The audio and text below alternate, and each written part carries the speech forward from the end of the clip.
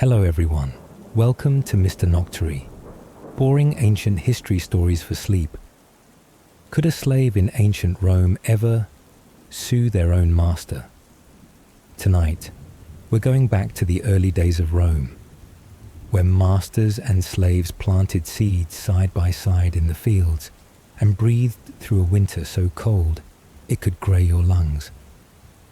The number of slaves rose after every war, and Rome gradually turned into a giant iron cage. Of course, there were a few minimal protection laws, lex patronia, lex caninia, but that's like slapping a band-aid on a sword wound. The Romans compared slaves to tools, things you could use, strike, break, as long as they weren't broken yet. One person gets beaten, the crowd stays silent, and Rome just keeps running like that's totally normal. So before you get too comfortable, take a moment to like the video and subscribe, but only if you genuinely enjoy what I do here. And tell me in the comments where you're watching from and what time it is for you. It's always fascinating to see who's joining us from around the world. Right now, dim the lights. Maybe turn on a fan for that soft humming background. And let's step into tonight's journey together. Before Rome became an empire with monuments, arenas, and laws longer than a wedding feast, it was just a swirl of dust lying on the banks of the Tiber River. A small town where the sound of cows drowned out prayers.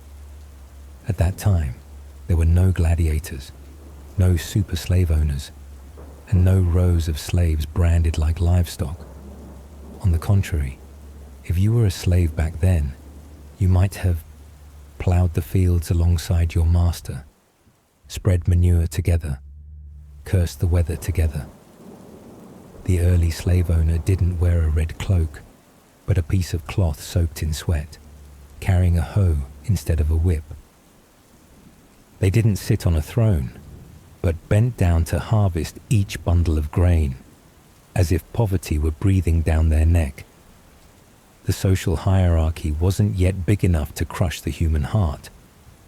And if you worked next to someone every day, heard them cough, saw their back ache, shared a piece of cheese as hard as stone, it was hard to think of them as just property.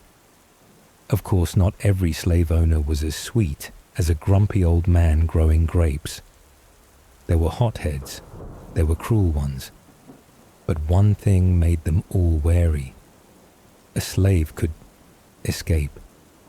When Rome was still small, the surrounding land still belonged to distant tribes. Someone strong enough and reckless enough could walk half a day and be in another territory. Losing a slave wasn't just a loss of property. It was the loss of a harvesting arm in peak season. So the slave owner had to be careful, not out of kindness, but out of interest. Not for justice, but because the hoe could swing back. In fact, if we believe the historians and ancient legends, as early as around 750 years before the Common Era, when Romulus founded the city of Rome, the people here lived by farming, by hoe and shovel, and by their bare hands. And it was in those first fields that the master-servant relationship was formed, not with iron chains, but with the fragile thread between dependence and survival. In those early myths, the Romans believed they were ruled by a god of agriculture, Saturn, not a god of war, not a god of fire, but the god of sowing. And under the mythical reign of Saturn, Rome once had a golden age where there were no slaves, no violence, no whips, only fields, bread and wine shared equally. They called it Saturnia Regna, the kingdom of fairness. But like all beautiful dreams, that age was soon replaced by reality. The Romans, after abandoning the god of cultivation, learned that fast harvests, big yields, required something more than seeds, people. Also around the 5th century before the Common Era, the legend of Cincinnatus began to spread. The farmer who gave up his plough to become a dictator during wartime, then returned to his fields after victory. He took no gold, claimed no throne, just asked to continue planting seeds. But the image of Cincinnatus was not a common dream. Most people who left the fields never came back. They stayed in the city, made laws, opened slave markets. And from then on, the hoe began to be replaced by the whip. In that era, slaves still had human shadows, and the slave owner still had to plant seeds, because without them, the crops would fail, and Rome would never grow large enough to build even a wall. And that, ironically, was the most humane period of Roman slavery. Rome did not fall asleep on its rice fields. It grew fast, like a hunger that never dared speak its name. From a quiet town by the banks of the Tiber River, Rome expanded across the Italian peninsula, then swallowed Carthage, Greece, Egypt, and the people it had no intention of calling fellow citizens. War became the new harvest season, but instead of grain, the Romans brought back people. People who were tied up, herded into markets, and called reason things. As the territory swelled, Rome's heart withered. By the 2nd century before the Common Era, an estimated 2 million slaves were living within Roman territory. In some regions, slaves made up 30 to 40% of the population. They were no longer just cheap labor. They were the foundation of the economy. No one remembered Saturn anymore. No one spoke of Cincinnatus. The Roman elite no longer held hoes. They held pens, passed laws, and bought more people. And when Rome stopped worshipping the god of planting, they offered incense to the god of blood and fire. Mars, the god of war, the father of Romulus, the founder of Rome, became the new embodiment of power and glory. Rome was no longer watered by the Tiber River, but by the blood of the defeated. No more seeds, only conquests. No more fields, only maps. Poor farmers were replaced by latifundia, giant estates operated entirely by slaves, fields where no laughter rang out, only commands and whips. Slaves were no longer co-workers, they were investments, like buying more donkeys, except the donkey didn't cry. Escape? There was nowhere left to go. When Rome was everywhere, it meant every forest, every road, every nearby fortress, all belonged to the masters. A runaway slave might live 3 more days. A recaptured slave might not live 3 more hours. The Romans were great at naming things. They named months, gods, and laws about love.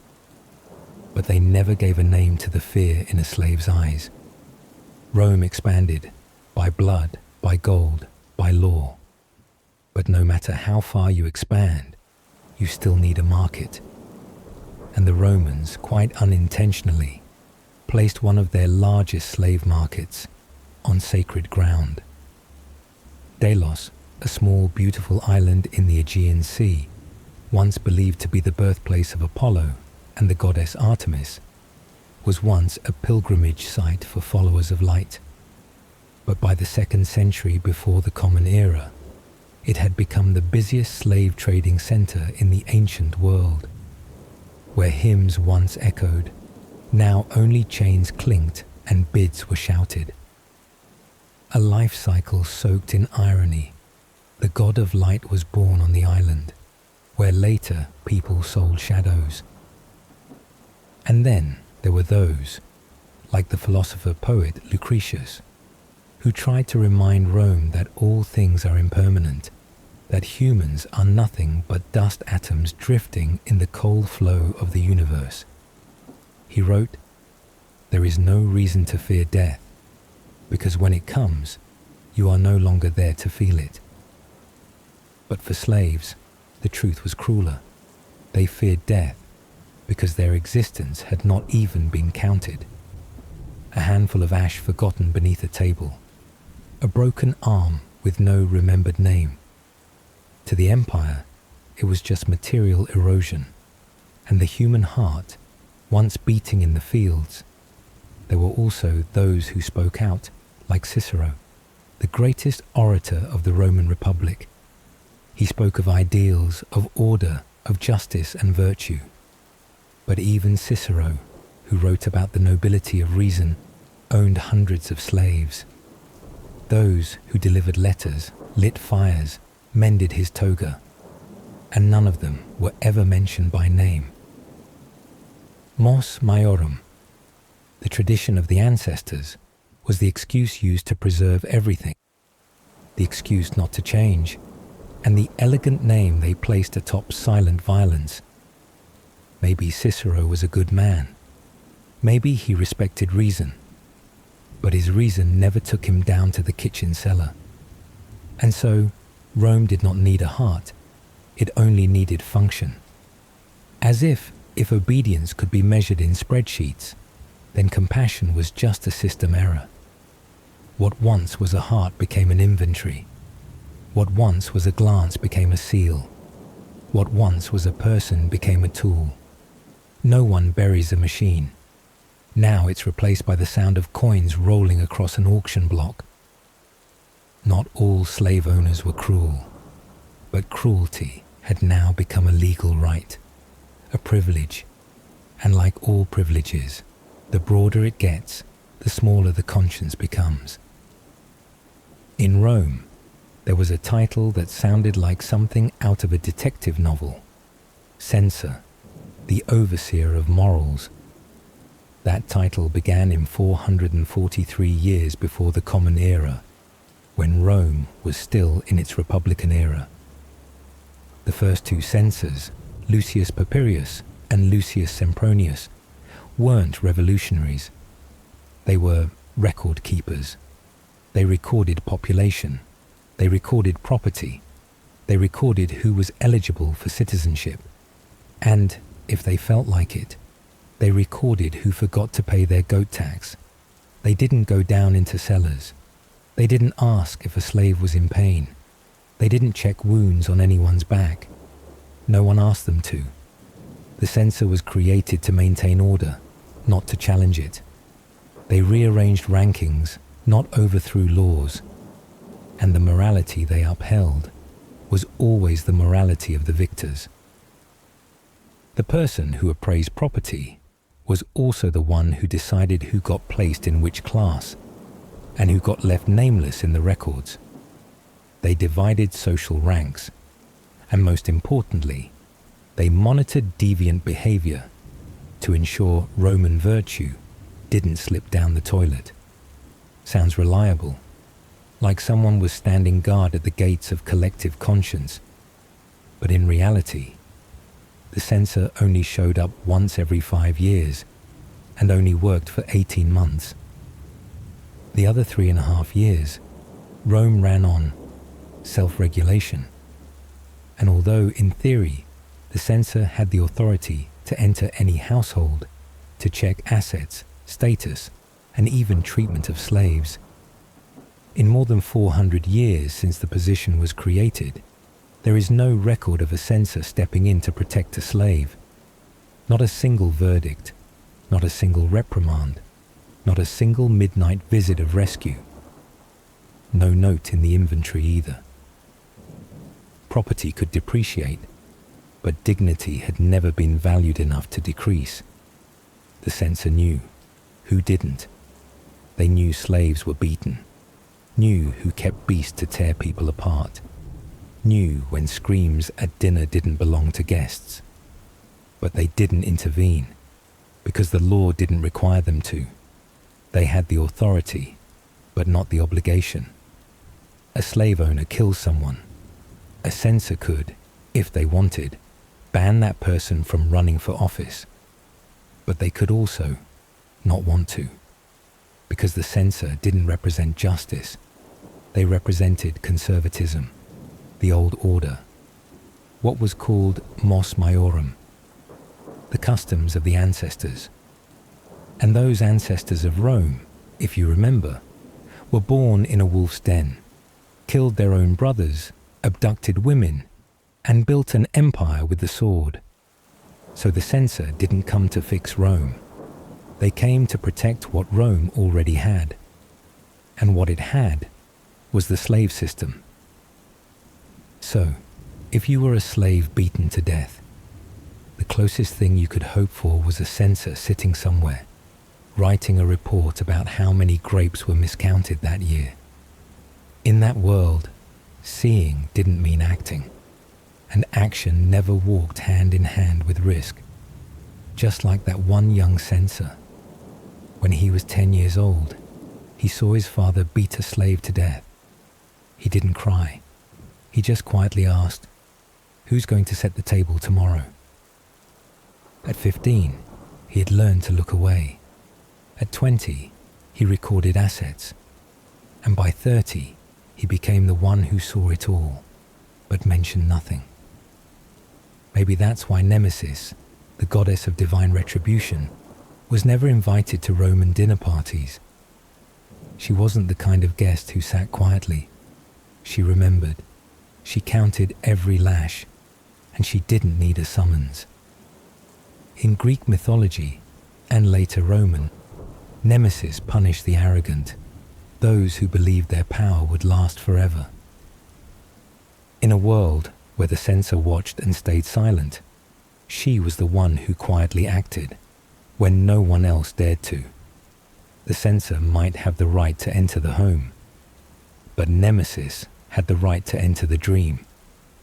You are at a lavish Roman banquet, soft music, wine flowing like fragrant water, polished stone columns, and a row of slaves standing as still as statues, only allowed to breathe when their master isn't looking. Vidius Pollio, a wealthy equestrian, sits at the main table.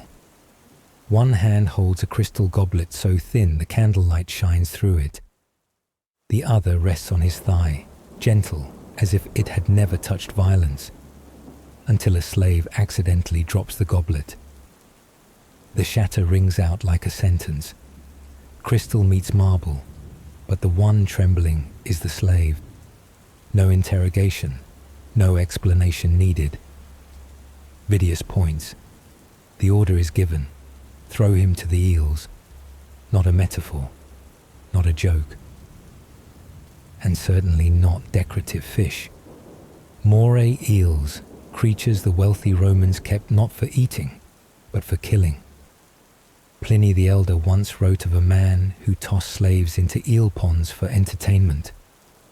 Some called it barbaric. Others called it culinary performance with sound. Vidius had a small pond in his garden where he kept moray eels, deep water monsters with needle-like teeth, bred for torture. The trembling slave was dragged away.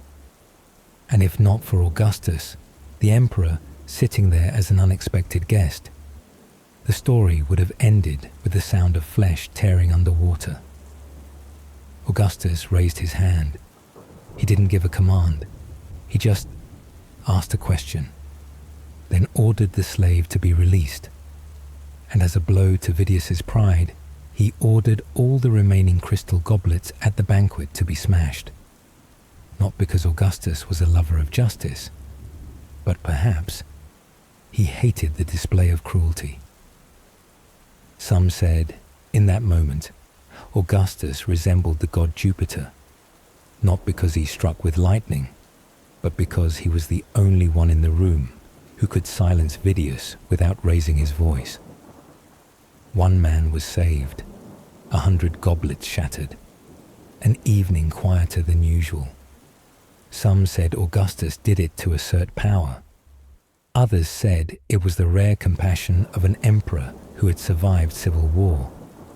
But to that slave, perhaps he only needed one thing, a glance that landed at the right time. And you know what's strange? There was no law requiring Augustus to intervene, nor was there any law forbidding Vidius from killing someone over a glass. Life in Rome depended on who was sitting near you when you dropped something. Death needed no reason. Survival sometimes came down to luck. Maybe that night, the slave wasn't saved by Augustus, but by Fortuna, the goddess of chance, often standing on a wheel, sometimes blindfolded, sometimes not. She knows no names. She weighs no rights or wrongs. She just spins.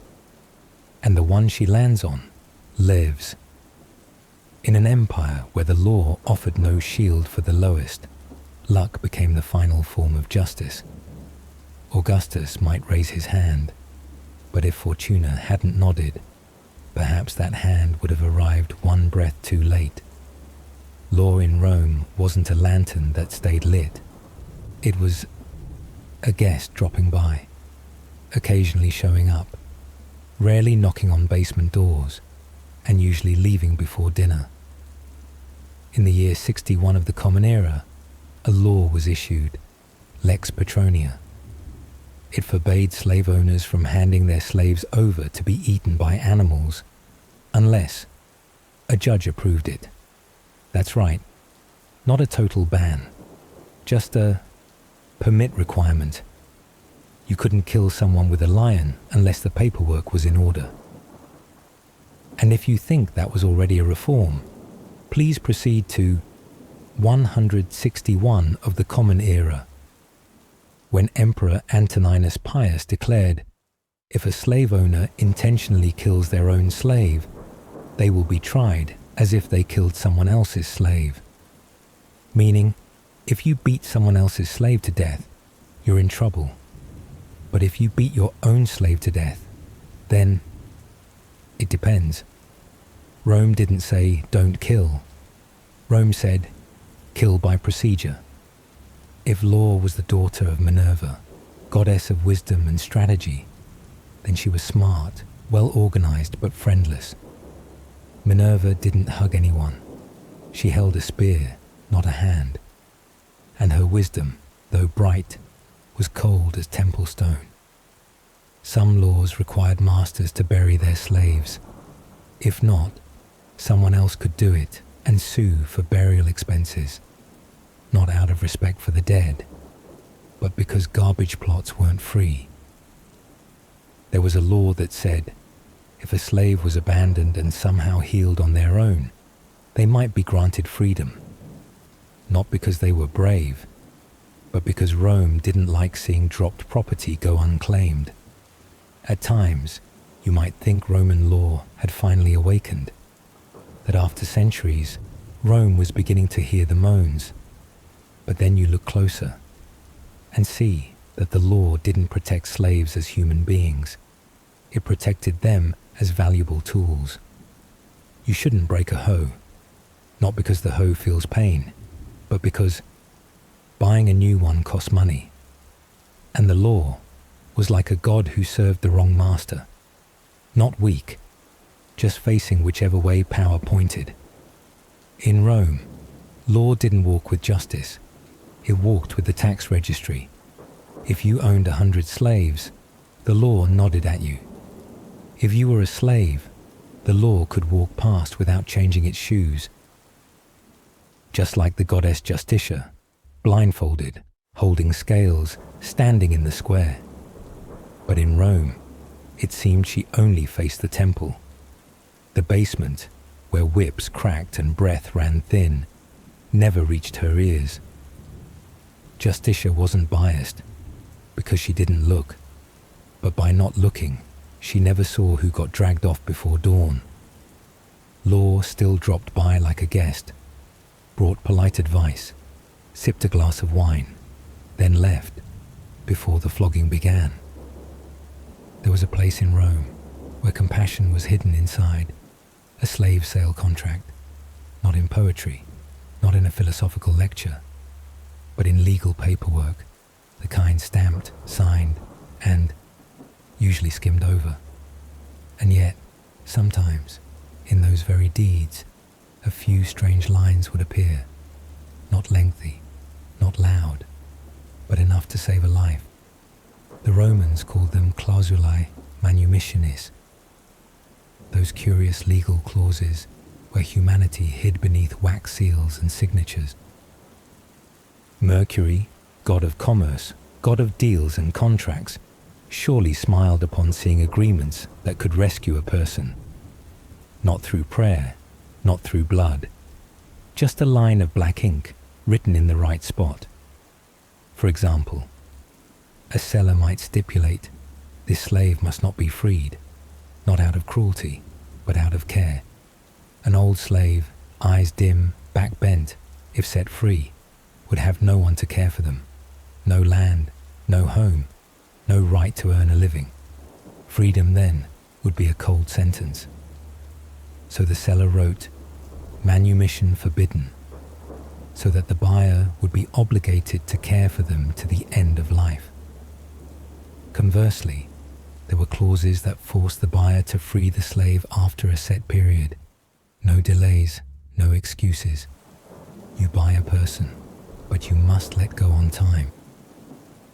Some clauses demanded the slave be moved out of the city because it was no longer safe, or because too many memories risked pulling them back into their old chains.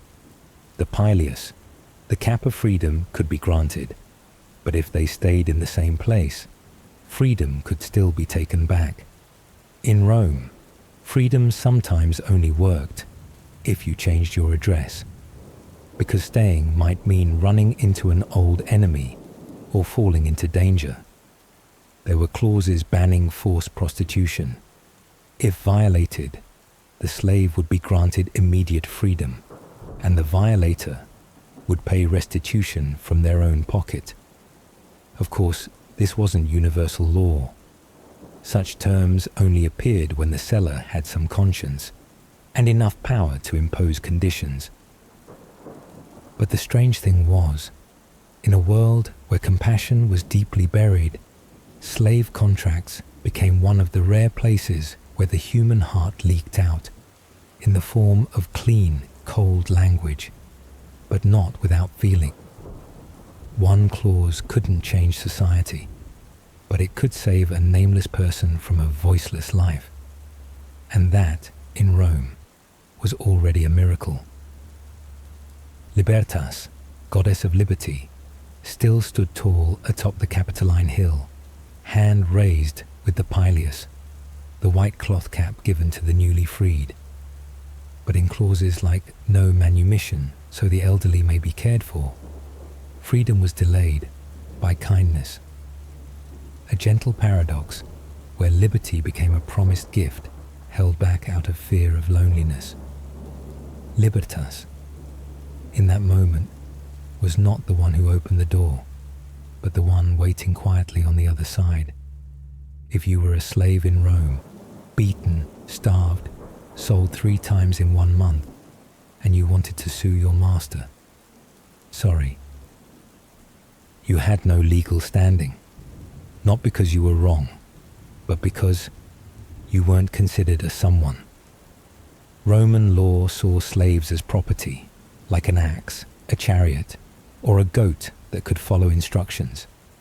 You couldn't sign contracts, you couldn't testify, you couldn't go to court, you didn't even have a legal name.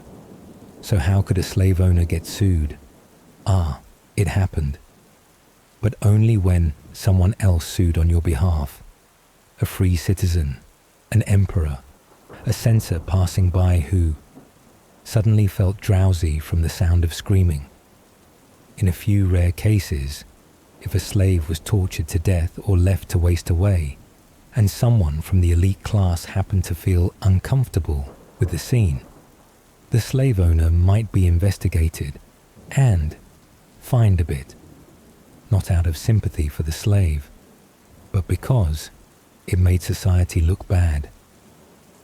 One famous case happened during Augustus's reign. A master planned to toss a slave into the eel pond to die. No one objected until Augustus showed up. He ordered the banquet stopped, fined the master, freed the slave, and most importantly, smashed the entire crystal goblet collection of the master in front of everyone. not out of ethics, but because beauty should not serve cruelty. Fama, the goddess of rumor, needed no paperwork. She just needed one story whispered through the market, one murmur over dinner, one old slave groaning while serving wine. And when Fama speaks, no one can silence her. Maybe that's why Augustus acted, not because of law, but because Rome hated embarrassment. Still, most countersuits never reached the courts. They happened inside someone else's mind. A quiet observer taking mental notes, a jurist jotting a line in the margin of a notebook.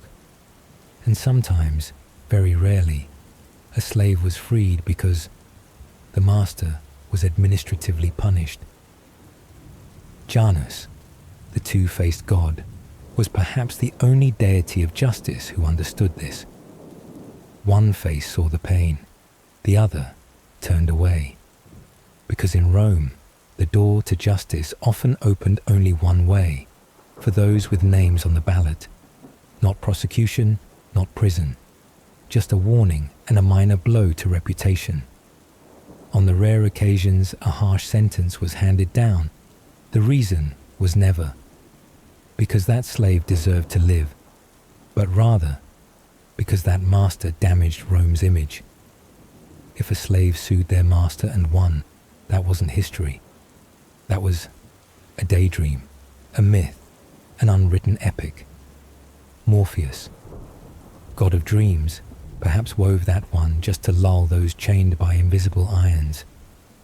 A justice that was soft, gentle, beautiful, but unreal. And like every dream in Rome, it was beautiful, but it didn't wake up with you. Not every death was a crime in Rome. A slave beaten to death, with whips, with sticks, with shouting and punishment. If all of it was reasonable discipline, then no one had to apologize. No one went to court. No one had to say a word. They were dead, but the procedure was followed. Roman law, even after its improvements in the 2nd century, still held that killing a slave without cause was wrong. But if there was a reason, even just being late, breaking a dish, or having a bad attitude, then it was within the master's rights. And the whip, it knew where to go. It passed through people's lives, but left no trace in the legal records. In 161 of the Common Era, Emperor Antoninus Pius issued a law. If a master intentionally killed a slave, they would be tried as if they had killed a free person. A law worth praising. But it came with one small word: intentionally. Which meant, if the slave died from being beaten too hard during discipline, then it was fine. It didn't count as deliberate. No further inquiry needed. Even if the slave died from being too slow, and the master claimed, "I only meant to teach a lesson." Rome would nod. Understood. Carry on. No one questioned it. No one had to justify the degree of violence, because for slaves, there was no right not to be beaten. You had the right to live if your master still needed you alive. If not, your death was just a standard operating cost. Violence in Rome didn't hide. It walked the streets. It showed up in bathhouses, in kitchens, in elite children's schools. It was raised like a guard dog, and whoever held the whip held the right to silence when others hurt. Not everyone who was beaten was a slave, but every slave could be beaten. No reason required, no report needed, no one had to answer. Because Rome taught that when you have power, you don't have to explain your whip. Mars, god of war, founding father of Rome, probably never had to lift a hand, because for him, order didn't come from law, but from the weak knowing when to bow. A society of scars, where the whip was an invisible national emblem. Mars didn't speak much. He just stood there, and every whip knew where to go. Furor, the god of wild rage, was once chained by Jupiter to keep the world from falling apart. But in Rome, Furor was released every morning, in the form of discipline. He lived in kitchens, in stables, in the cold stare of a master looking at a bruised back, not because he was too strong, but because no one said he couldn't. The simplest question: why did no one defend the slaves? Not because no one felt pity, not because no one saw, but because Rome didn't care about justice. Rome cared about order. Justice is when the weak are heard. Order is when the weak know to stay silent. Justice is balance. Order is quiet. Justice demands someone stand up. Order only needs everyone to sit down. In 319 of the Common Era, Emperor Constantine issued a law. Killing a slave could be treated as killing a free person. Sounds progressive? Yes, but only on the book cover. That law wasn't born out of mercy. It was issued after multiple rural slave revolts. Plantations burned, slave owners murdered in their sleep. Rome didn't wake up from a dream of justice. Rome jolted awake from losing control. They didn't say, we should treat them better. They said, we should keep them, afraid but alive. The new law, therefore, was a patch for order, not a portrait of morality. A slave could be granted freedom if their master refused to bury their body. Why? Because rotting corpses affected urban sanitation. Not out of respect for the dead, just that slave corpses shouldn't disrupt public order either. In the eyes of Roman law, justice wasn't for those lying beneath. It was for those who needed to preserve the system. Rome had laws, plenty, but most weren't written to protect. They were written to control. To control who could be beaten, who must stay silent, who could be muted without causing trouble.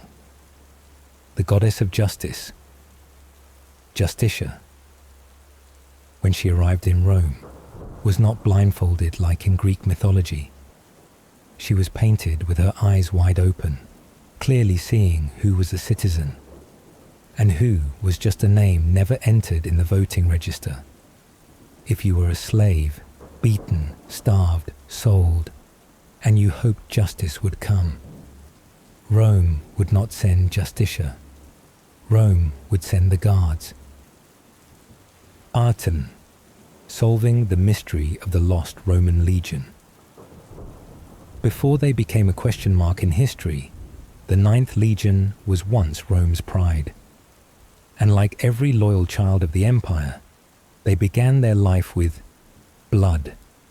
Not their own blood, but the blood of the Gauls, red-haired, stubborn, relentless people who really didn't like paying taxes. Legio 9, Hispana, the 9th Legion of Hispania, was founded by Julius Caesar around 58 years before the Common Era, right when he needed a reliable force to kick off the so-called Gallic Wars, a decade-long armed camping trip in a land colder and wetter than the back of your mother-in-law's hand. From the beginning, they were part of the biggest, bloodiest battles of the 1st century before the Common Era. They fought at Bibracte, where the Helvetii alliance was crushed in the rainy forests of Burgundy. They took heavy losses at Gergovia, where Vercingetorix, the Gaulish chieftain, forced Rome to taste one of its rare defeats. And they helped build the legendary double wall at Alesia, 2 rings of fortification, 2 fronts, to trap the enemy and at the same time protect themselves. For an entire month, they lived between 2 layers of death, and no one in the legion had time to ask why they were doing it. They weren't just soldiers, they were shovels, pickaxes, and sometimes hammers pounding history into place. Rome didn't expand by ideals alone, but by iron boots marching through plains, forests, and villages that hadn't yet raised a white flag. The 9th Legion fought at Bibracte, drowning their enemies in the rainy woods of Burgundy. Then they moved west, marching through mud into Germania, into Spain, leaving footprints and tombstones from the Rhine River to the Cantabrian coast. Wherever resistance rose, they were there. Wherever locals got difficult, a Roman camp sprouted up like mushrooms after a bombing. And the name Hispana didn't come out of nowhere. It was awarded after a string of brutal suppression campaigns in the western Iberian Peninsula, especially in the Cantabrian Mountains. For 10 years, they were tasked with crushing tribal uprisings, building forts on rocky slopes, and patrolling through fog sharp enough to cut your throat. It wasn't a glorious victory, but a long, grimy one, soaked in sweat beneath the chest plate. Rome knew how to reward those who didn't ask questions, and their reward was a name. Hispana, a reminder of the land that buried their friends and sometimes themselves. It was a souvenir from a savage conquest in Iberia, a medal soaked in sweat and bone dust. Sounds like a fine wine label, but in reality, it was just Rome's way of naming a legion that could handle sun, stone, and Celts with axes. No one wrote poems for them. Rome was excellent at turning men into legends when they died beautifully. But Legion 9 didn't die beautifully. They lived long, lived hard, lived long enough to understand that medals weren't for the living. They built, they fought for hire. And when they were too old to fight, they hoped to survive long enough to earn a patch of land, or a grave marker with their name spelled wrong. The Roman military had a solid system. A soldier fell, another took his place. One unit dissolved, a new one formed. But when an entire legion disappeared, sometimes Rome just erased the line. No one called them gods in the form of warriors. They were soldiers. They were kitchens, tents, and the front line. They were the ones holding shields between the shouting of the masses and the silence of the elite. And so, when the empire turned its gaze to the faraway island of Britannia, where the fog never lifted and the locals couldn't write, Legion 9 was chosen. Not because they were great strategists, but because they were great at enduring. A valuable trait when you're about to be sent to a land with no public baths, no sewage system, and no one who understands Latin. They were the silent laborers of a golden dream, the ones who built the foundations of Rome with bent backs and eyes that never looked up at statues of gods. Every legion that ever stepped foot on the island of Britannia knew one thing. This wasn't Rome, land of paved roads, wine, and philosophical speeches. This was mud-soaked boots, axe-wielding locals, and weather that could kill a man before the first spear struck.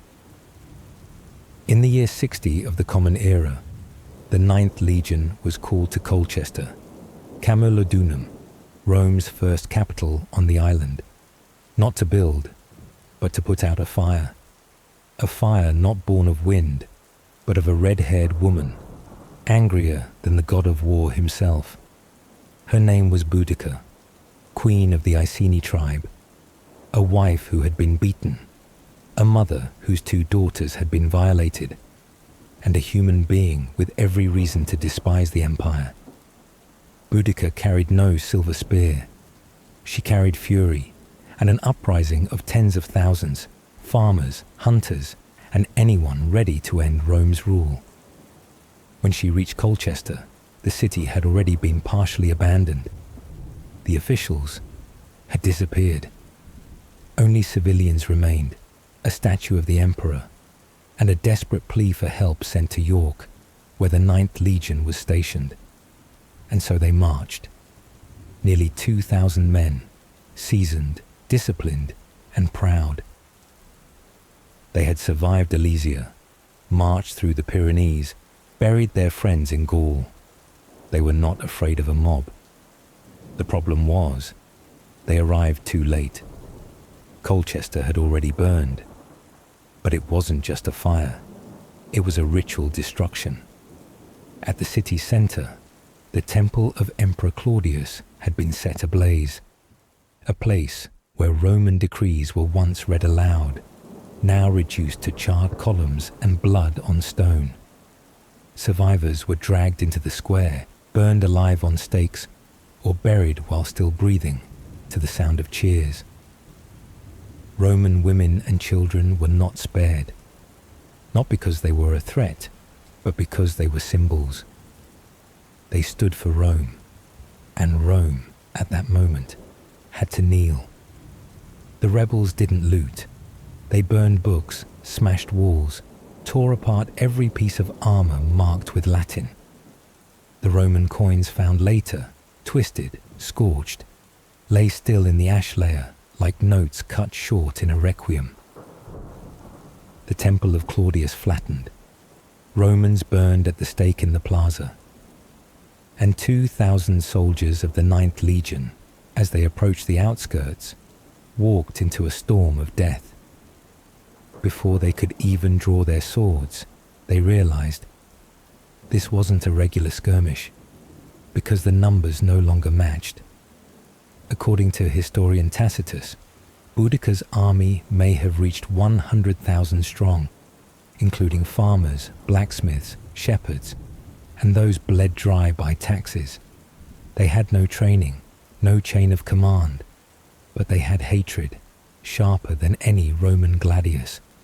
They wore no armor, they wore grief. They had no tactics, they had the screams of a generation stripped of humanity. Boudicca didn't play strategy. She didn't need finesse, she needed force.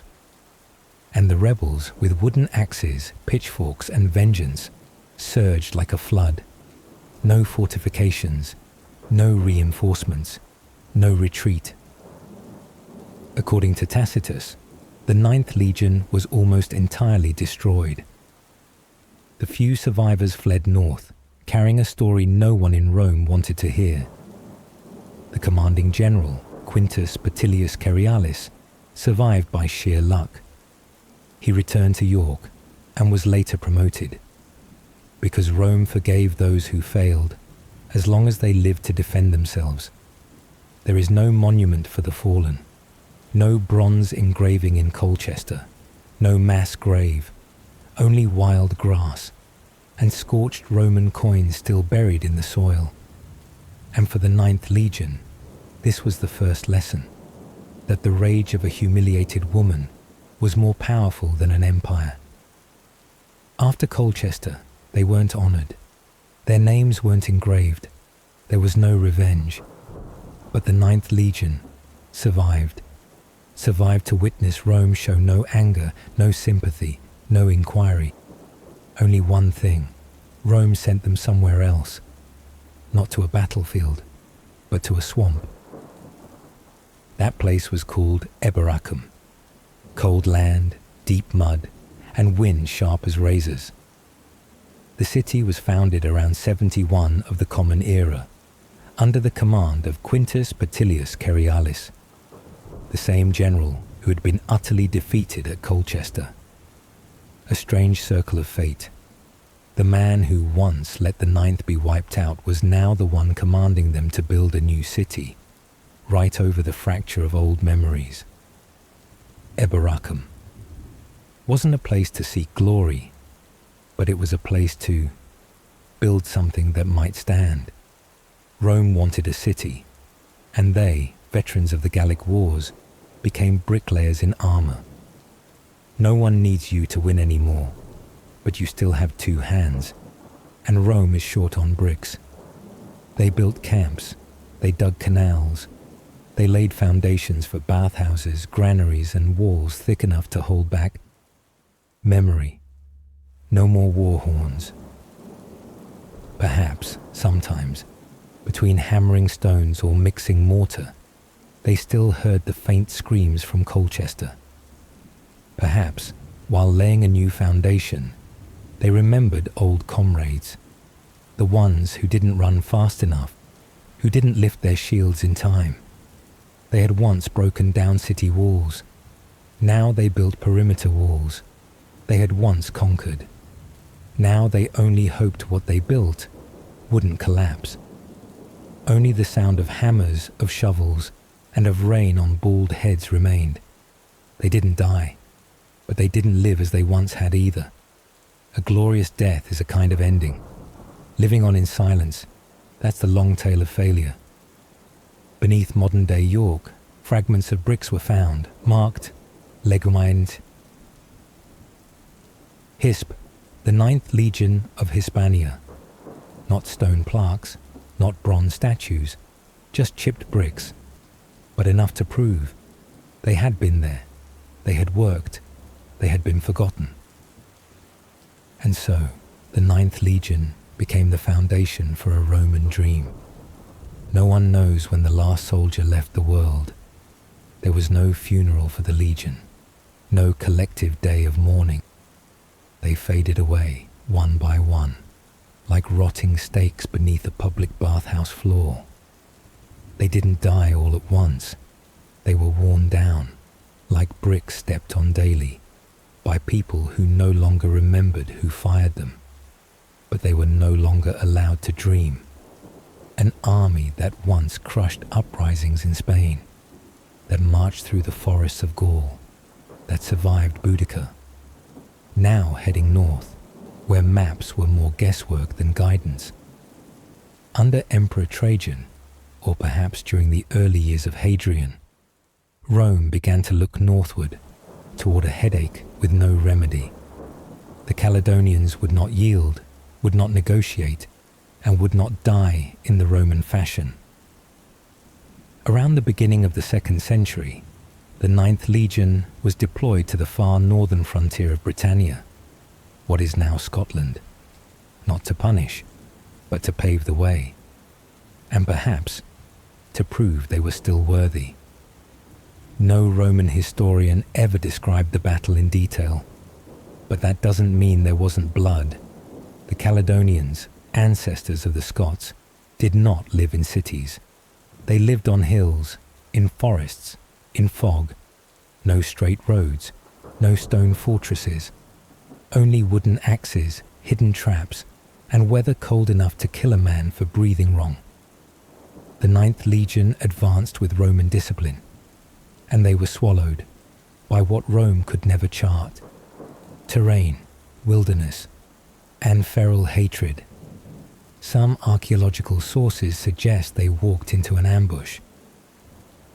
At places like Newstead and Inchtuthil, Rome's furthest northern outposts, archaeologists found abandoned camps, half-laid bricks, and shattered remains without signs of an orderly retreat. As if they arrived, then were erased from the map. No one cleaned up, no one returned, no logistics, no maps, no way back. The survivors fled south, leaving behind spears, banners, and the last syllables of Roma Victor hanging unfinished in the cold air. No inscription records the battle. The Legion's standard, the silver aquila, was never recovered. For Romans, losing an aquila was not just a failure, it was unspeakable. A legion might die, but its standard must either return or burn with its last officer. The 9th had neither. No letter was sent to the Senate. Only one thing happened. After that day, the name Legion Hisp never appeared again in any Roman military record in Britain. Not because they disbanded, but because Rome stopped mentioning them. No one knows the fate of their commander. No one reclaimed the standard. No memorial was built, no remains, no victory, and no official defeat. only darkness.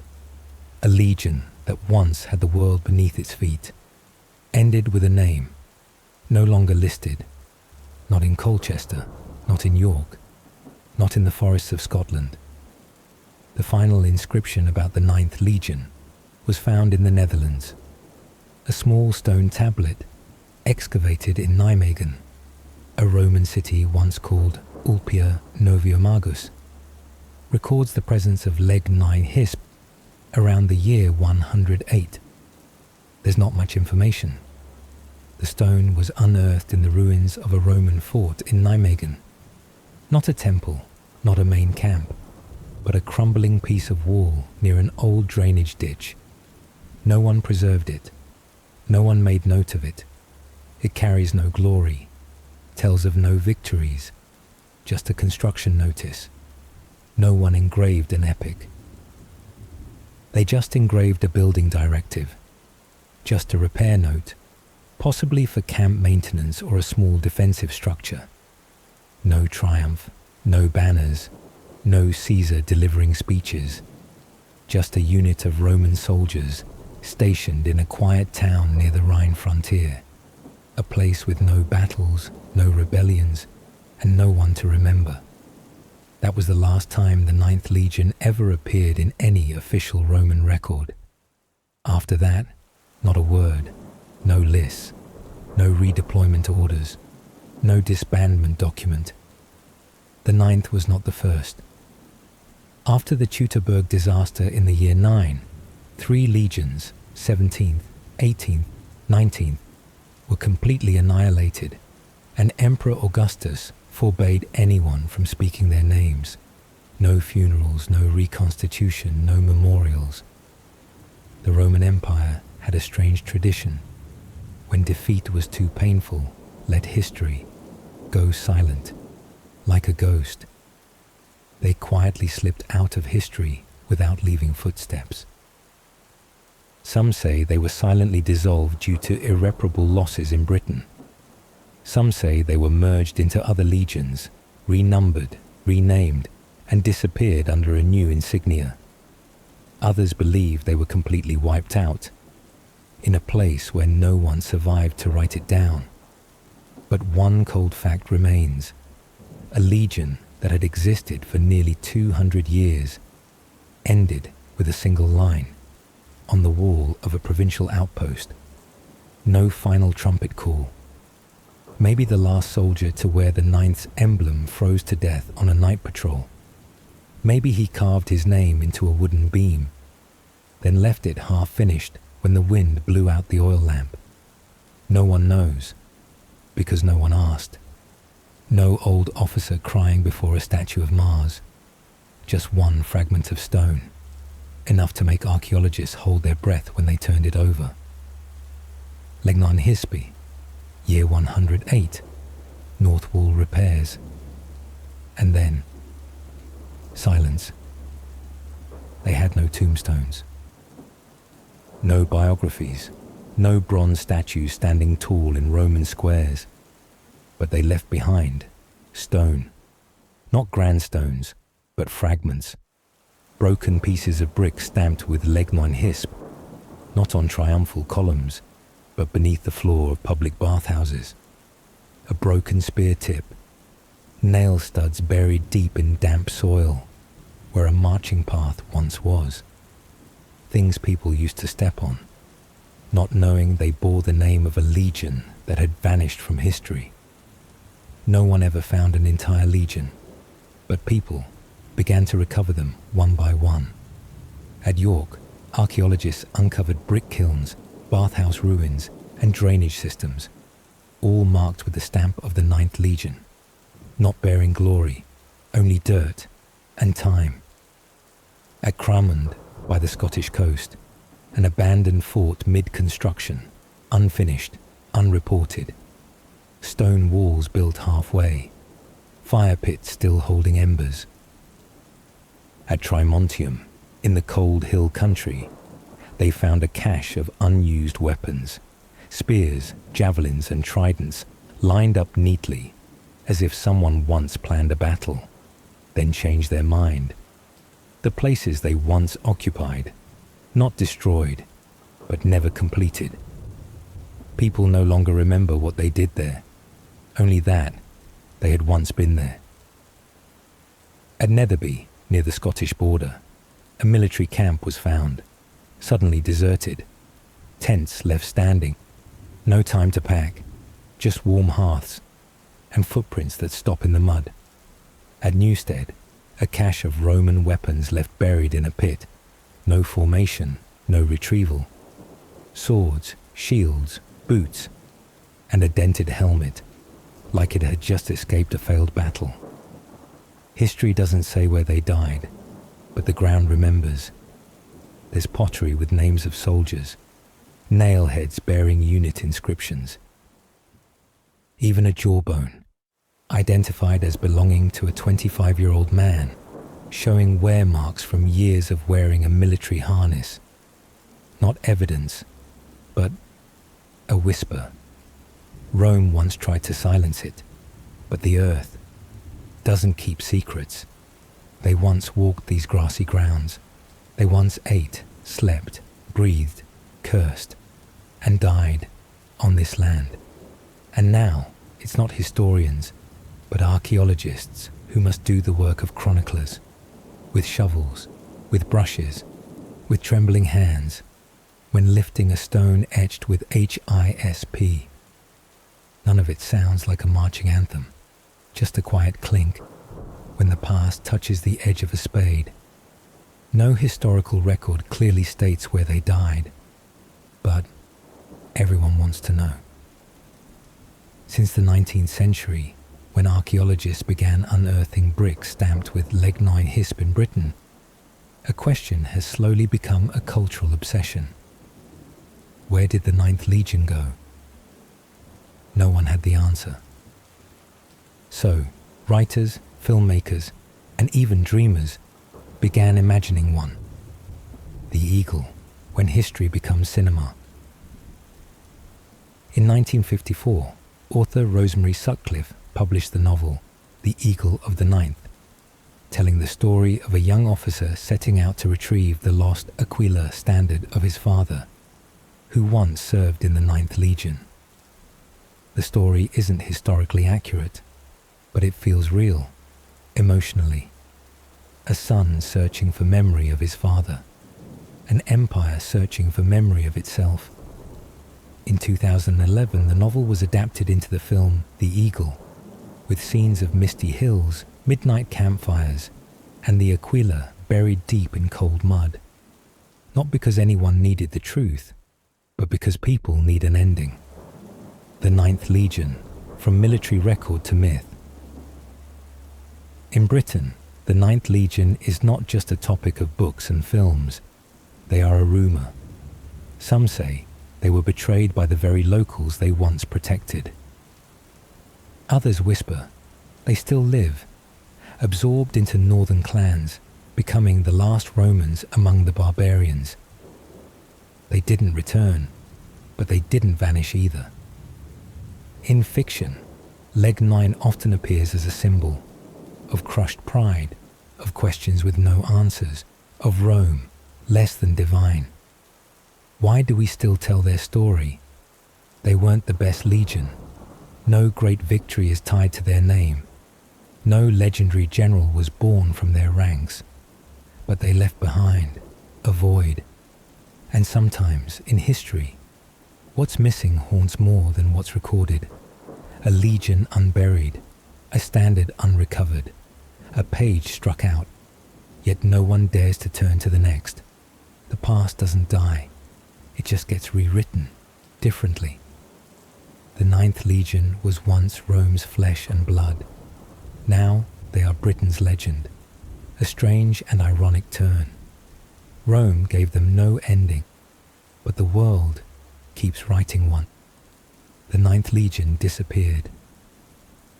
Not in a single day, but little by little, word by word, number by number, from records, maps, stone tablets, memory. No official decision, no meeting, no farewell speech. Rome didn't need to erase them. It just had to stop mentioning them. And that is the greatest power of an empire. The power to choose what gets remembered and what gets forgotten. History isn't truth, it's choice. The Romans were famous for recording, but they were masters of omission too. The names of traitorous generals struck from the record, disastrous defeats withdrawn like they never happened, famines, uprisings, failures, silent as a morning breeze. Rome didn't lie. Rome just rewrote. The Ninth Legion, deliberate forgetting. Maybe the Ninth Legion was destroyed. Maybe they survived but were no longer worthy. Either way, the empire chose not to keep them in its collective memory, not because they didn't matter, but because they were inconvenient. A failure too large for a statue, but too messy to ignore. Forgetting isn't an end, it's a sentence. When Rome stopped speaking of the Ninth, they didn't just vanish from files. They were punished with absence. No songs to live in, no history to die in. And that is the final price. Not being buried, but not being given a grave. What happens when a civilization begins to forget? An empire that learns to forget failure will soon forget fairness, and then forget itself. It starts with one legion, then a battle, then a people, then an entire world once ruled, and one day Rome itself will be mentioned no more. To forget once might be survival. To forget forever is extinction. The Ninth Legion had no one to defend them, and then Rome had no one left to defend Rome. A mighty machine, confident that building enough stone and writing enough words would make it eternal. Left behind only silence, between two pages, where there should have been the story of thousands. A story no one wrote, no one spoke, no one dared remember. We don't have a memorial day for them, no casualty list, no final honors. All we have, a few bricks, a shard of pottery, a fragment of bone with no name, and one question, as large as the empire itself. Why did no one speak of them? They were soldiers, left behind not in the jungle, but in the memory of humankind. Legacy does not lie in victory. The Ninth Legion left no city bearing their name, no epics, no temples, no coins with a centurion's proud profile, but they left a feeling, a hollowness, the ache of turning a page and finding only silence. And sometimes the greatest legacy is absence, the thing that keeps you awake at night. They are the symbol of what was never quite clear. Leg 9. Hispo became the shadow of things that existed but were never acknowledged. People who were loyal but never remembered. Legions who built empires but were never named. They are not tied to victory, but to truth, left hidden. And that is why we keep telling this story, because someone has to. Why do we still remember them, thousands of years later? Not because they were greater than the other legions, not because they were especially brilliant, but because they were like us. Ordinary people caught in the gears of something enormous, who left, disappeared, and had no one to stand up and say, "This is what happened." We tell their story, so no one else is silenced like that again. There is no tomb, so we tell stories, as a way of building a tomb with words. Every line you've just read is a stone. Every thought you carry is a trace that remains. And in the silence they left behind, we create the final voice. The Ninth Legion does not need to be restored. They just need to be called by name. Legio Nona Hispana, Roman, soldier, forgotten. Now, forgotten no more. saw the rise of Sulla, ancient Rome. It sounds like a legend, but really, it was just a fortune teller mumbling at random. Lucius Cornelius Sulla was born on a day no one remembered, into a minor branch of a once glorious family, the Cornelii. The family name boomed like a war drum, but the family fortune was more like a church bell at the end of incense, quiet, thin, and barely ringing. Unlike his distant cousin, Scipio Africanus, who once crushed Hannibal and got his name etched into history in gold, little Sulla grew up in debt and silence. His father, a not-so-impressive aristocrat, left behind nothing but a dilapidated house and a few pieces of furniture that would have been more appropriate for the slaves to use.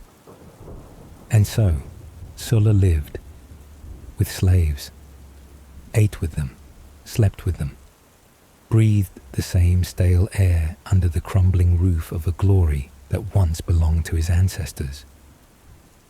If anyone walked in without hearing their names called, they wouldn't have been able to tell who was master and who was servant. Rome at the time, at the end of the 2nd century before the Common Era, was a war machine fresh from defeating Carthage, but also a weary body rotting from the inside. The aristocrats got richer in waves like the tide, while the poor were packed at the base of the Aventine Hill, surviving on mouldy grain and poetry borrowed from dead men. The Romans no longer believed in the gods, but they absolutely believed in market fortune tellers. One morning, thick with dust and the smell of rotten fish, the nursemaid took the baby to the market. On the way, she was stopped by a strange woman, her clothes in tatters like she'd slept under the temple at Delphi, but her eyes were bright, as if she'd just seen the truth. She looked at the baby, then spoke, as if she'd been waiting for this moment for lifetimes. Puer tibi et rei publicae tuae felix. This child will bring happiness to you and to the Republic. Then she vanished into the crowd like a puff of smoke. The nursemaid stood frozen in the middle of the fish market, holding a blue-eyed baby and wondering, had she just met a god? No one wrote down that story. No one noted the date. There was no statue, no plaque, no historian who cared about a red-haired child, except Sulla himself. Red hair, the color of fire, of blood, and sometimes of fate. The Romans didn't like red-haired children because they carried the mark of Mars, and Mars never showed up to offer blessings. Sulla had eyes like misted steel and hair like glowing coals that refused to die. People who looked at him shook their heads, not out of fear, but because they knew this child would bring trouble. From the outside, Rome still looked like the center of the world, but lift a paving stone, and what you'd find underneath were worms of power and plots thick as the dust at the Forum. In that darkness, a red-haired child, with no power, no money, no connections in the Senate, was about to become the first person to dare what no one dared to even imagine. He would remember that prophecy for the rest of his life, even as he grew up learning to live with poverty, with silence, and in a city that only listened to those with horses, not those with dreams. Rome at that time was still magnificent like a war machine, but inside, its gears were falling apart. Corruption, division, factional warfare. The aristocrats kept getting richer, the people kept multiplying, and slaves became as cheap as dry straw in summer. In a society where justice could be bought with silver, and glory was something sold in the political marketplace, a red-haired child with nothing but his eyes and pride would choose a different path to rise, not through philosophy, not through letters, but through the one thing Rome understood best, the sword, and the prophecy at the market was about to come true. But before he brought happiness to the Republic, he would make it cough up blood. No one begins a great life from the inheritance of an old mistress, but Sulla did. In his 20s, Sulla was still poor, just more notorious than before.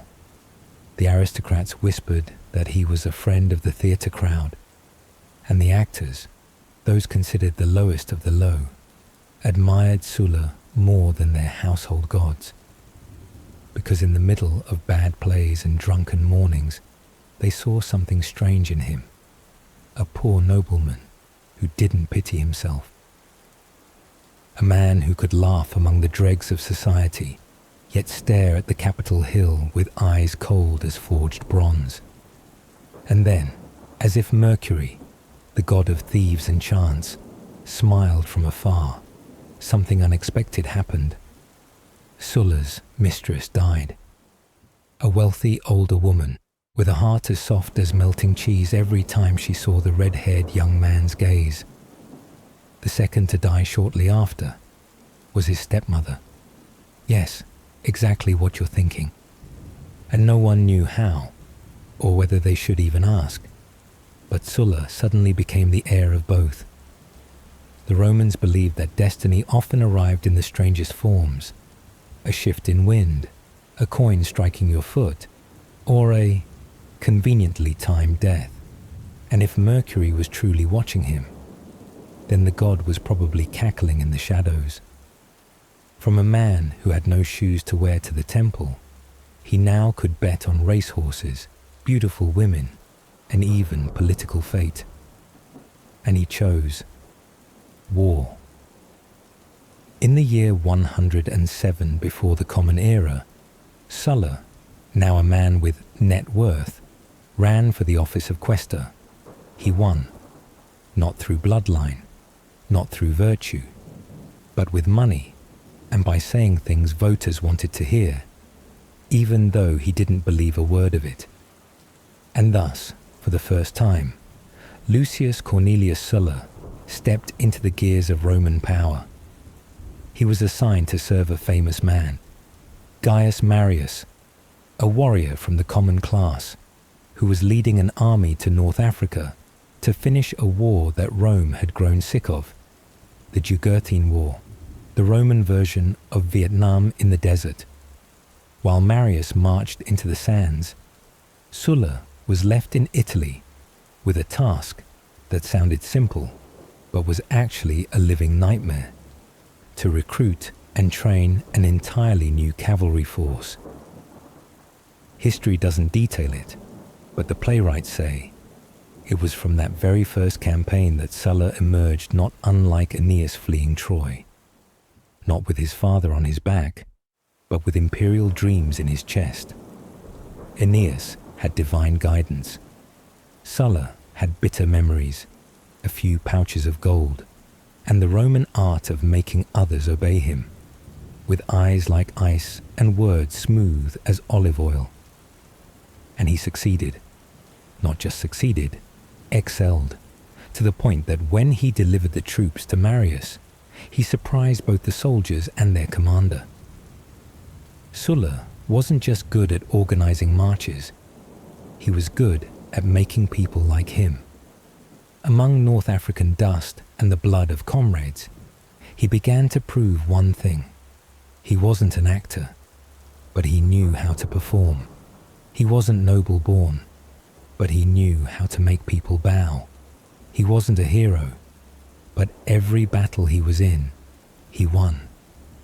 And then came the first big opportunity. Jugurtha, the clever, brutal guerrilla king, was betrayed. Who negotiated with his father-in-law? Who got the infamous king to show up and not return? Sulla. One Roman historian once sneered, "The Romans never forgive anyone who steals their glory, especially if that someone once wore torn shoes and drank wine with actors." Sulla caught Jugurtha like catching a fish. While Marius watched, his fist clenched as if someone had stolen his victorious spear. From that moment on, an old friendship turned into a deep trench of hatred. Marius, the decorated general, would never forget the look in the red-haired assistant's eyes that day. And Sulla, he had stepped through a door opened by a mistress's purse, and behind it wasn't the light of heaven. It was the battlefield, his first battlefield, of many, and not all of them would leave his armor unstained by blood. In the art of Roman diplomacy, a chair could weigh more than a sword. After the capture of Jugurtha, Sulla's fame shot up like a missile strapped to the tail of Mars, the god of war. But Mars, as usual, never gave anything for free.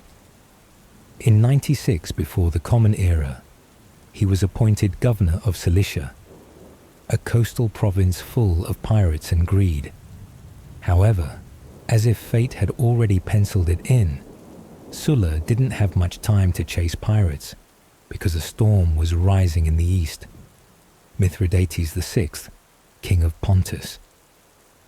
Mithridates wasn't just a king who loved poisons and spoke 6 languages. He also had a habit of annexing neighboring lands like other people's snack. And Rome was getting annoyed. Cappadocia, a rocky, labyrinthine land, had fallen into the hands of Mithridates' son. Rome ordered, pull back. Pontus replied by installing a regent named Gordius, a puppet smarter than his puppeteer. Sulla received his orders. Kick that puppet out. He had few troops, not much gold, and almost no negotiating power. But Sulla had Sulla. With a blend of threats and political smiles, he restored King Ariobarzanes, a Rome-approved candidate, to the Cappadocian throne. Then, as if that weren't enough to carve his name into history, he marched to the banks of the Euphrates, and there he met Parthia. This was the first official face-off between 2 Eastern and Western superpowers, Rome and Parthia. The Romans believed that when 2 great powers looked each other in the eye for the first time, the god Janus, the two-faced god, would open his eyes, one face toward the past, one toward the future. And in that exact moment, a tiny door in history would crack open. Whoever walked through first would shape the age to come. There are many ways to establish diplomacy. In Rome, the arrangement of chairs during a ceremony was no different from a sacrificial ritual. Position was fate. Whoever sat in the middle was the center of the universe. Whoever sat off to the side, even by the width of an arm, risked being hurled to the ground by Jupiter himself. It was no coincidence that in every grand ceremony of the Senate, chair placements were measured by footstep, and those who sat in the wrong spot rarely lived long enough to correct it. Sulla chose the most Roman way possible. 3 chairs. He sat in the middle. Parthia to his left, Cappadocia to his right. No explanation, no seeking permission. The Parthian envoy sat down and felt lower than expected. He reported back home that he had been insulted. The king of Parthia was enraged. The envoy was executed. Eastern legends say, if an envoy dies for dishonoring the nation, his soul is denied rest, forever wandering before the palace gates like a silent shadow, weeping without sound. Perhaps that's why, ever since that day, Parthia always looked west with unease, as if afraid that one more gaze from Rome might kill another envoy. Sulla, upon hearing the news, showed no surprise. Mars, god of war, might have been quietly seated behind his right shoulder that day. No need to draw a sword, no need to raise his voice. Just a well-timed glance, a perfectly measured silence, was enough to shake an Eastern court. In the Roman diplomacy playbook, A glance at the right moment, a chair placed at the right height, could accomplish more than a legion. And so, after a meeting that lasted less than an hour, he made Rome the center of the universe, at least in the eyes of the two nations across from him. Cappadocia submitted. Parthia signed a peace treaty. The historians would later call it Rome's first diplomatic victory in Asia. Sulla, however, called it a prelude. He knew Mithridates was still waiting. The real chair, the one soaked in blood and glory, had yet to be pulled out, and when it did appear, he would sit in the middle, even if it meant pushing everyone else to the floor. And this time, no one would dare rise to object. In Rome, to win a war, sometimes you didn't need an army. You just needed the right rage at the right moment. In 88 before the Common Era, Sulla reached the peak of power. He was elected consul, hailed by the people as the most brilliant general of the age. Victories in Italy, diplomacy in Asia, and now came the greatest prize, the right to command the war against Mithridates VI. It wasn't just a powerful position. It glittered with silver, spoils, and everlasting glory. But Rome had barely begun to celebrate when Marius returned. The aging general, once Sulla's mentor, once his ally, once the man who bitterly watched Sulla steal the glory of Jugurtha, was back. Not with a sword, but with an even more dangerous ally, politics. Marius allied with Sulpicius, a radical tribune with thunderous oratory and legislation like a blade. Sulpicius, once Sulla's own man, had been rejected by him, and now turned to partner with his old enemy. The price Sulpicius asked to help Marius snatch command from Sulla, to hand the old man leadership of the campaign against Mithridates. Upon hearing the news, Sulla was so enraged, he shut down the Senate, a legal move to block the new law, while he waited for the right moment to strike back. Sulpicius didn't wait. He incited riots in the heart of Rome. Bricks flew, torches blazed, and shouts echoed from the Aventine Hill to the Capitol. Sulla's co-consul's son was murdered in the streets. Marius marched on, pretending his hands were clean. And in the smoke and chaos, the goddess Justitia, Lady Justice, wasn't blindfolded, but forced to turn her back. No one could tell right from wrong anymore. Only who screamed louder, who threw bricks better, and who survived to tell the tale. Sulla, betrayed and in shock, fled the city, returning to the army he had once commanded in the south, now finishing the war with the Italian allies. Historians say Sulla didn't sleep a single night on that journey. He was furious, terrified of losing everything. And maybe, for the first time in his life, he felt powerless. So he chose again. No more hope in politics. Then, use the army. He turned around, ordered his troops, men who had followed him into forests and deserts, to march on Rome. They weren't mercenaries. They were loyal to the red-haired man with a voice that carried hope. When Marius sent envoys to stop them, Sulla's soldiers stoned them to death. When some officers hesitated to enter the city, they left, but the soldiers did not. Rome, unprecedented, now stood before the sight of a general marching his army into the capital. On the Capitoline Hill, where the temple of Jupiter Optimus Maximus stood, people whispered they heard a crack echo from the throne of stone. Had Sulla's march into the sacred city shaken even the seat of the gods? Historian Appian wrote that when asked why he did it, Sulla simply said, "I came to free the city from tyrants." And he did, in his own way. The streets of Rome became a battlefield. Blood spilled. Soldiers trampled the temple steps, Marius, defeated, fled to Africa like a political criminal. Sulpicius, the mastermind, was betrayed by a slave, captured, and beheaded. That head was sent to Sulla as a victory gift. Sulla rewarded the slave by throwing him from the Tarpeian rock for the crime of betrayal. Rome grew quiet again, but not peaceful.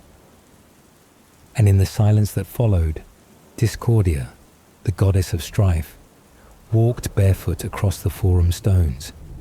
No one saw her, but every heart knew something had cracked. Rome was no longer the Rome it used to be. Sulla seized power, changed the constitution, reduced the tribune's authority, and increased that of the Senate. And then, with everything in his grasp, he stepped back. No re-election, no clinging to power. Like Romulus, the founder who killed his own brother to build Rome, Sulla stepped over the bodies of former allies to defend a Rome he believed in. But in the silence of the Senate and the gaze of the people, no one dared ask, whose Rome was this? He left the city like a man who had finished his revenge, but not his mission, because his true enemy, Mithridates VI, was still out there. And this time, no one had the strength to take command away from him again. When the god of war, Mars, put on Roman armor, sometimes he turned the blade back toward Rome. August, 88 before the Common Era. Sulla didn't just hold power. He held the loyalty of 6 legions, men who had followed him through deserts, over rocky mountains, and across distant battles in what is now Turkey. They weren't just soldiers. They were living proof of the talent, loyalty, and terrifying charisma of a man who once slept under the same roof as slaves, and now forced Rome itself to wake up. Rome had nothing left to defend itself. As each of Sulla's legions marched toward the city, people whispered that they were nails in the coffin of the Republic. 6 legions, 6 strikes, and Rome, the eternal city, fell not by the sword, but by bowing its head. No fortifications, no defensive plan, and, strangely, no one really believed it would happen. Because before Sulla, no one, no general, had dared the unthinkable, to lead Roman troops against Rome itself. And no one, like Sulla, dared do it while saying aloud what he came for. I've come to purify, not to purge the people, not to crush riots, but to cleanse the system, to uproot the populist tribunes, those who had taken his command, his reputation, and nearly took Rome itself from him. And so, Sulla began peeling away the skin of the Republic. First, the laws, then the offices, then the power of the masses. Romans worshipped Mos Maiorum, the customs of the ancestors. But in that moment, Sulla became the custom. They said he no longer walked like a man, but as if each step was a decree. During those months, no one called him general, consul, or noble. They called him something ancient, Numen, a divine will. Not a man who carried power, but power that wore the skin of a man.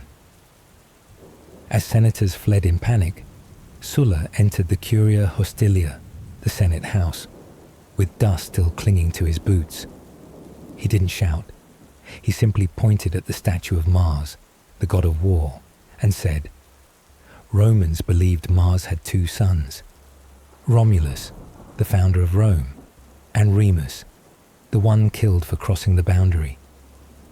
That day, when Sulla raised his hand toward the god, perhaps Mars said nothing, because he saw another son finishing the founding of Rome with blood. You did not stop me. Then who has the right to? No one answered, because Rome had fallen silent, not out of submission, but from shock. History would call it Rome's first political conquest by military force. But to Sulla, it was merely the first step in a long journey to bring Rome back to order beneath his feet. And when the 6 legions halted at the steps of the temple, people whispered that a bronze statue fell and split in two. No one knew which god it had belonged to. Some said it was Vesta, the goddess of sacred fire and Rome's spirit. And once the statue cracked, the eternal flame in Roman hearts quietly went out. No one blew it out, but from that day on, no one dared to keep it burning. All they knew was this: from that day on, no one dared look Sulla in the eyes.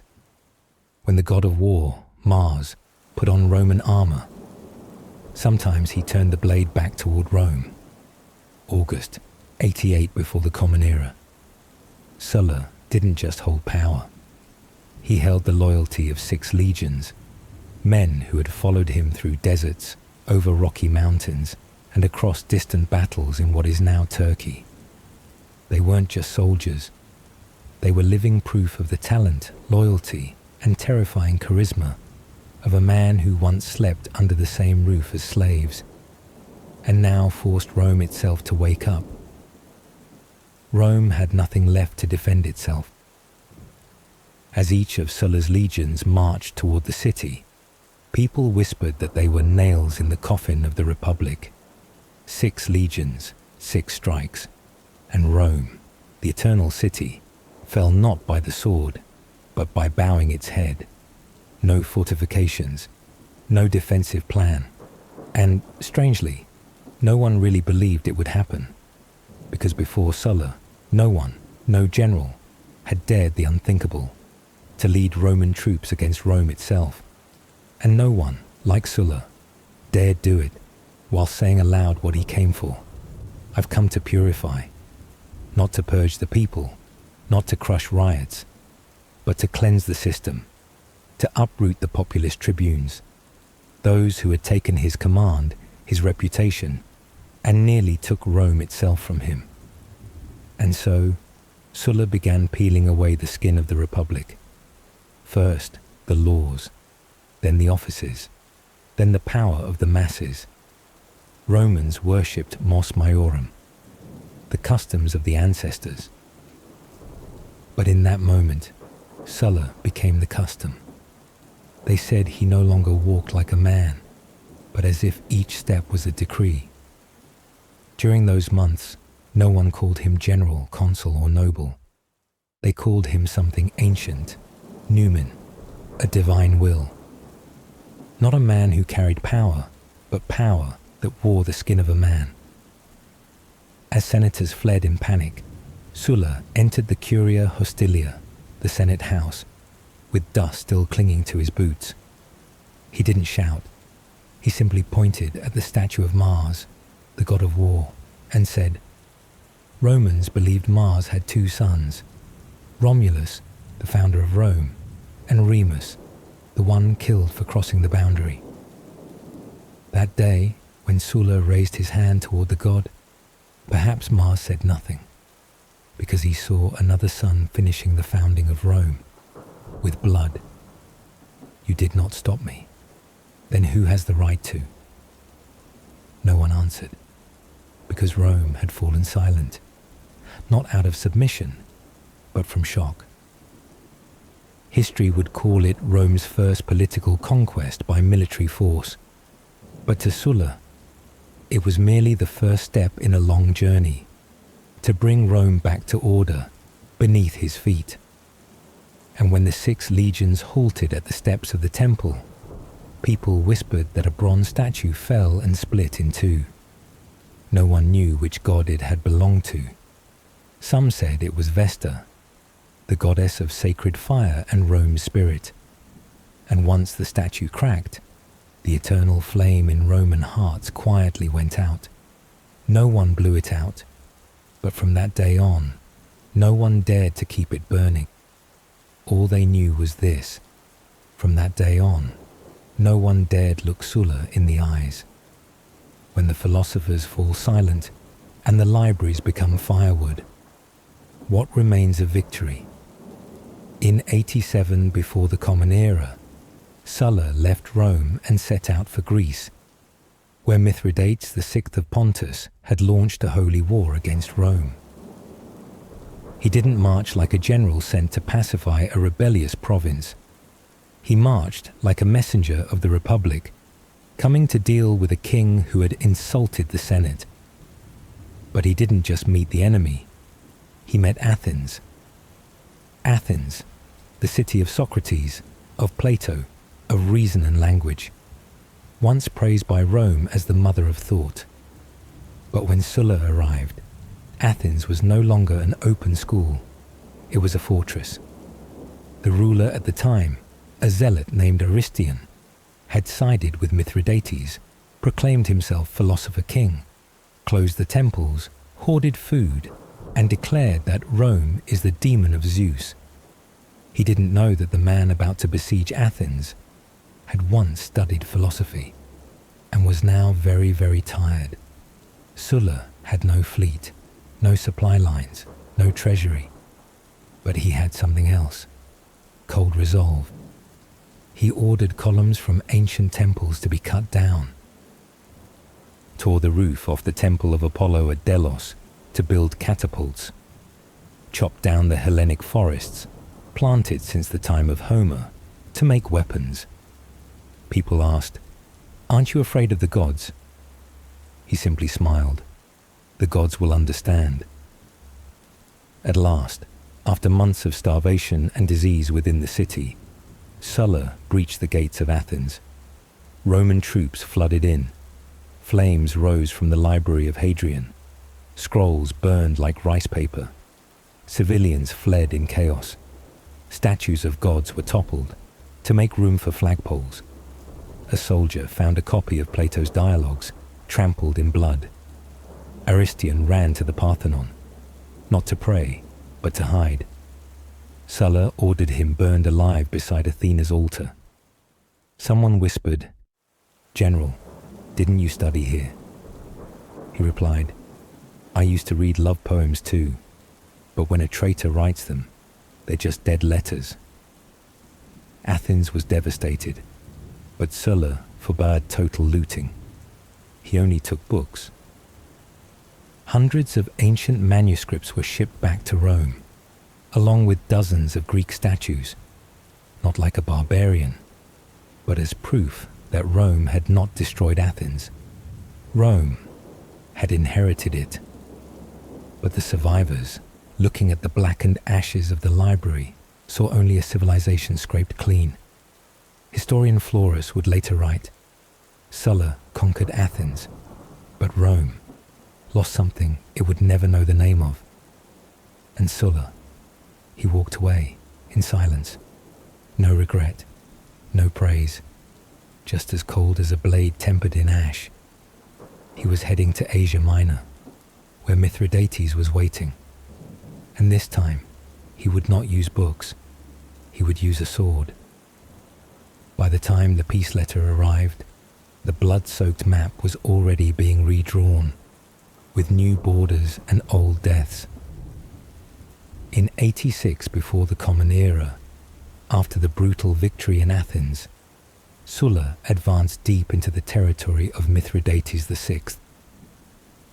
The king of Pontus, renowned not only for his skill in war, but for his ambition and cunning, had realized one thing: Rome was no longer the easy opponent it once had been.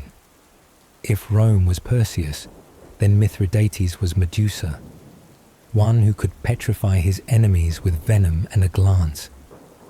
But this time, Perseus didn't carry a shield. He carried a map and an army. Romans believed that Mars, the god of war, granted victory not to the most righteous, but to the most cold-blooded. Mithridates wrote with ink, but the god of war leaned toward the sword. He sent a letter requesting peace, a move common in bloody wars, often capable of buying temporary quiet. But Sulla wasn't there to negotiate or retreat.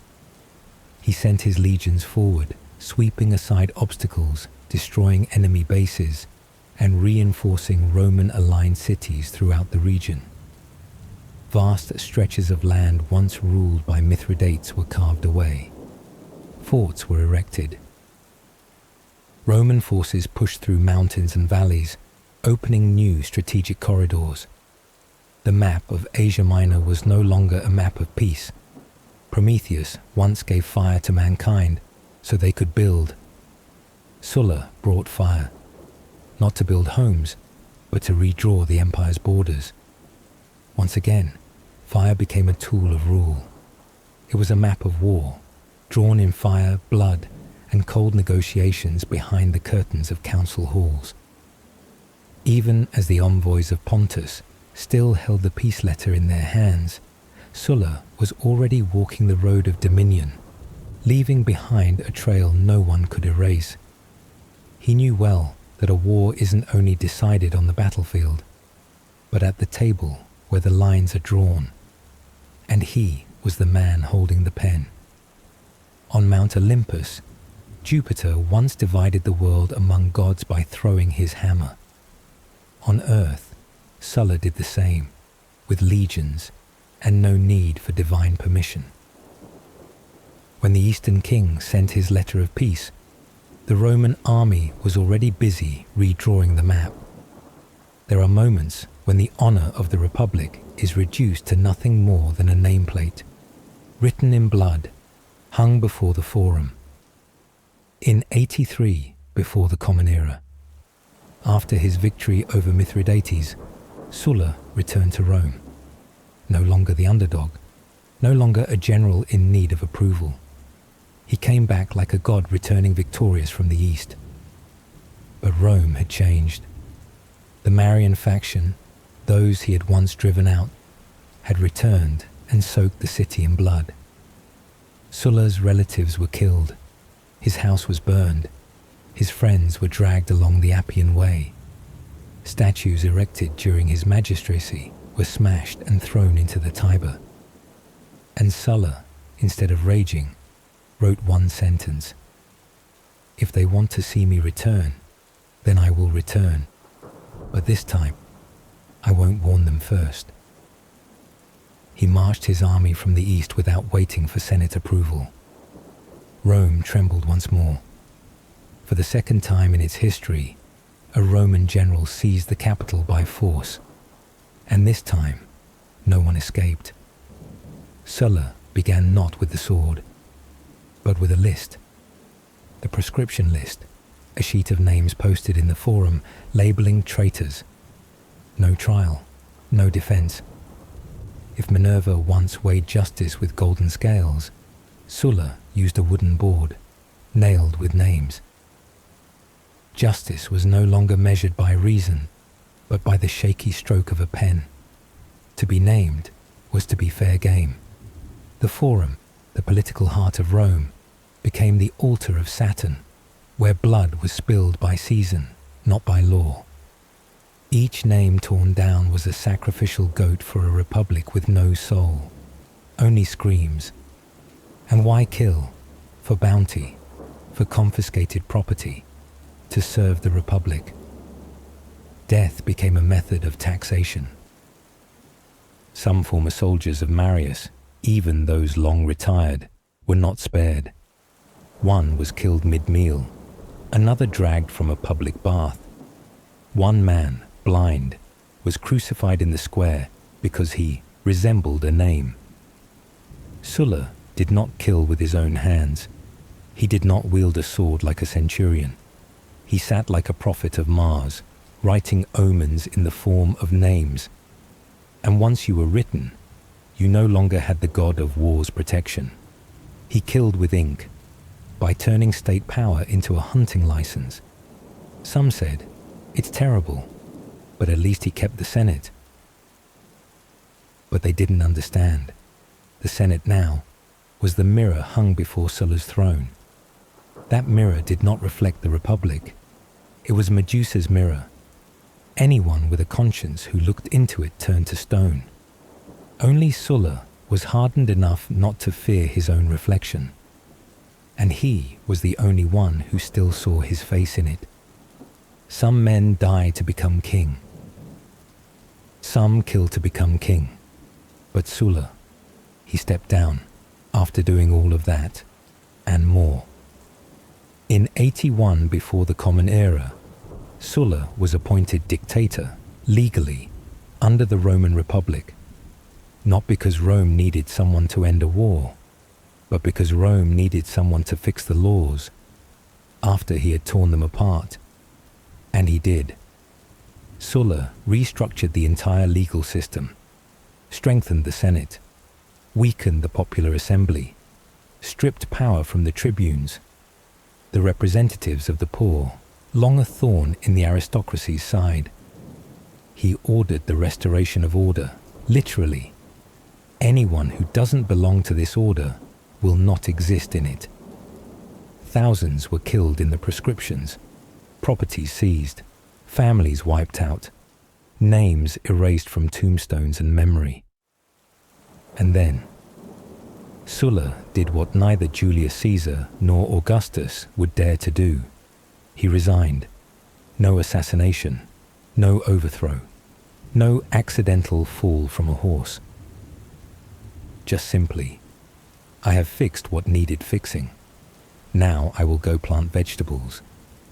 He left Rome, spent his final years at a villa in Campania, read books, wrote memoirs, chatted with old friends, and sometimes told the younger slaves about the time he burned Athens, as if it had been a long vacation. Some said he had gone mad. Some said he was hiding. But perhaps only one person truly understood the reason. Julius Caesar, then still a quiet young man in the crowd. Sulla once said, "In that boy, there's too much of Marius, and perhaps too much of Sulla." A few years later, Sulla died of illness, not by dagger, no coup. No one toppled his statues, because no one dared to build new ones. He remains the only man in Roman history to conquer Rome twice, kill thousands, reform the Republic, and retire. No need to be king, no need to be a god, just to have his name written on the final chapter.